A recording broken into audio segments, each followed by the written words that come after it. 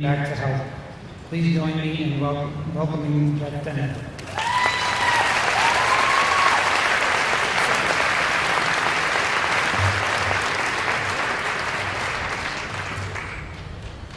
Thank you, Dr. Vince. What an incredible day to be alive and well.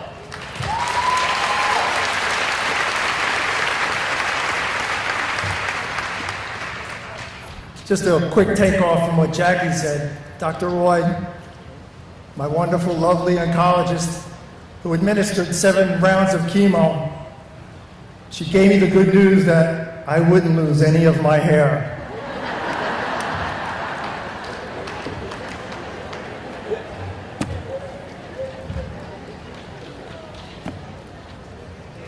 Before I get started, I would like to take this opportunity to thank all of the wonderful healthcare professionals of the North Shore Long Island Jewish Health System.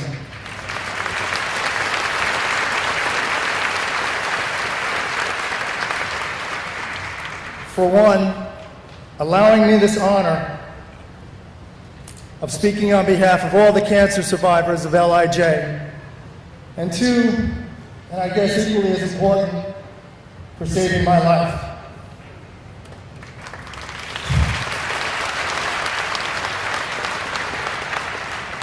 Their level of knowledge, their dedication to patient care, their kindness and their compassion is unmatched in healthcare today.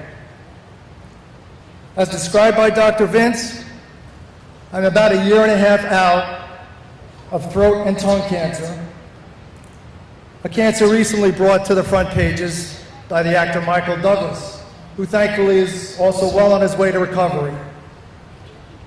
I've heard cancer of the head and neck described as the good, the bad, and the ugly. Good because of the 70 to 80% cure rate that it does have, but bad and ugly, my God, you betcha. And I mean really awful stuff because of the truly nasty, debilitating, and somewhat barbaric nature of the treatment. The lasting effects which take some time to getting used to. And for me, the new normals of life have been quite a challenge. I guess it's fair to say that at some point in all of our lives, we are tested. We are put to the test every day in so many ways. In our careers, our jobs, our finances, at home with our families, and even in our friendships. And of course, at some point, we are put to that serious test of our health. But think about it for a brief moment. For the average person confronted with a major problem in just one of those areas of life, well, it could be quite a challenge. But when our doctors uttered those horrible words, "I'm so sorry, you have cancer," they all became one huge test, one very personal test of our inner strength and of the human spirit to survive. My test started innocently enough. It started with a tap on the shoulder. And I turned to see that it was God tapping me on the shoulder. And God said, "Mr. Dena, so sorry to bother you. I know you're just sailing through life right now, but it's now time for your midterm health test."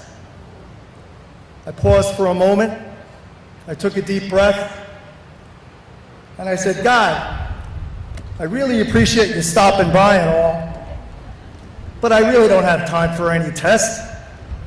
Heck, you see what my life is like. I run a small business, doing lots of work around the house, sharing great times with family and friends.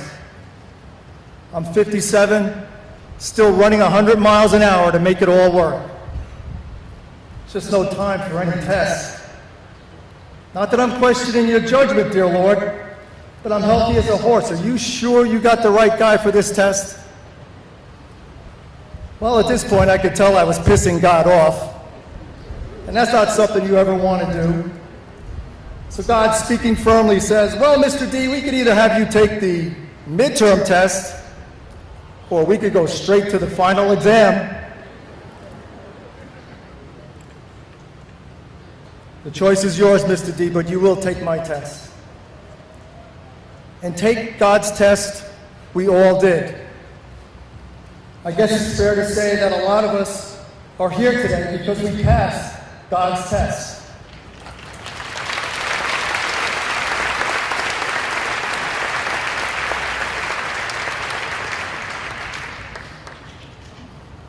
We did the hard, excruciatingly painful work to be here. Our skillful doctors did the work. Our incredible nurses did the work. Our family and our friends all did the work to ensure our success. There were no shortcuts. You had to answer every damn question on that test. And there sure as hell was no cheating on God's test, because everybody was taking a different test. Everyone had to do their jobs. And for me personally, without the daily encouragement and support of my two wonderful sons, Jeff and Andrew, or the superhuman strength and courage of my lovely wife, Laura, or the never-ending support of all my closest and dearest friends, my test just got a whole lot harder. I have a table out there filled with my family and friends. They all inspired me, they encouraged me, they willed me with their prayers to get better. And I didn't want to let them down, because they sure as hell never let me down.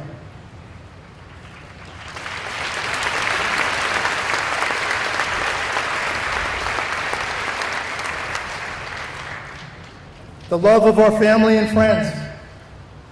Maybe that's all we really needed to fight the painful battles that we all endured. Our struggle to be cancer-free is, I'm sure, still very fresh in all of our thoughts, no matter how long our survival. We all fought so hard to be able to see many more snapshots of life, to take one more walk on the beach, to see our families grow and our friends smile. We are truly the fortunate ones. We are here today to celebrate life and to give thanks.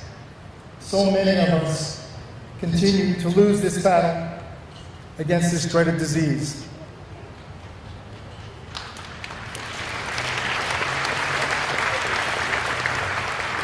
But the fight does continue.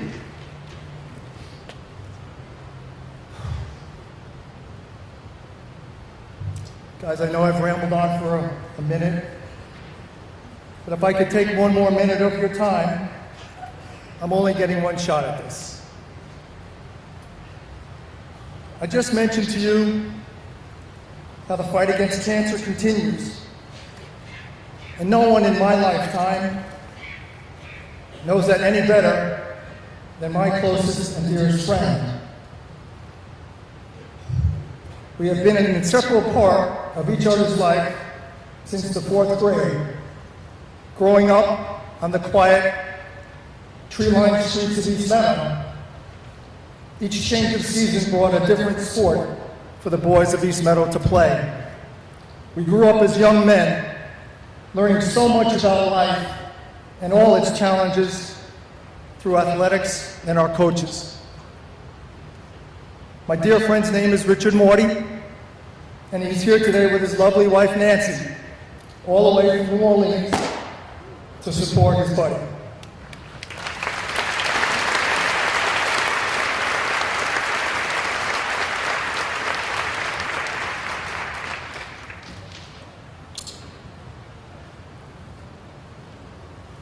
And I mentioned my friend of some 50 years because, like Mr. Darryl Strawberry, who had a spectacular baseball career, especially his 5 years in Yankee pinstripes,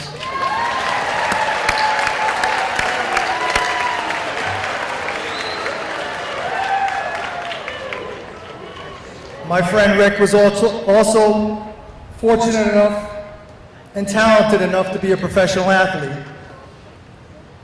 Back in the late 70s and 80s, Rick had 8 great seasons in the NFL, playing for the New Orleans Saints with his last year playing for the Washington Redskins.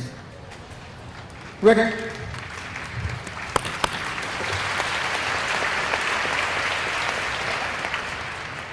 won the hearts and minds of the people of New Orleans with his all-out, 110% style of play. Soon after Rick's dad died of lung cancer back in 1979, Rick put his fame and his notoriety to great use. Rick has spent more than half of his adult life, some 30 years, raising money and awareness for cancer research in the local New Orleans area. Through the years, the Rich Morty Cancer Fund, a totally volunteer nonprofit organization, through their charity events, their annual golf and tennis tournaments, well, they have raised millions of dollars for the local community down there and for the American Cancer Society. The effort that Rick put down on the football field every Sunday is only surpassed by his efforts in the community on behalf of cancer research and awareness. One man in a small corner of the world, making a very big difference in the lives of so many. Guys, there is a reason, God's reason, for everything we experience in life. There is a reason why I'm at this podium today. To everyone here, it would mean the world to me if we could properly welcome back this former New York boy and thank him for his life's work in this fight against cancer. People, my friend Rick Morty.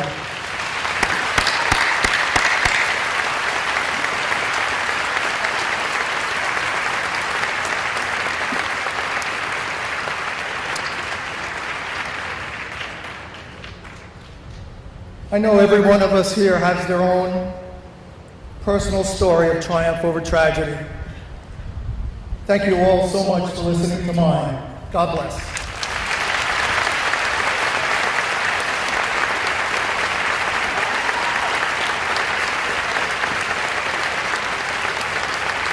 One last thing, I'll be real quick. Guys, on your table, there's a pamphlet, and it's in honor of the doctors and nurses that helped us through the toughest times of our life. If you could take a look at it, and whatever you could afford, throw it in the envelope. Thank you, guys.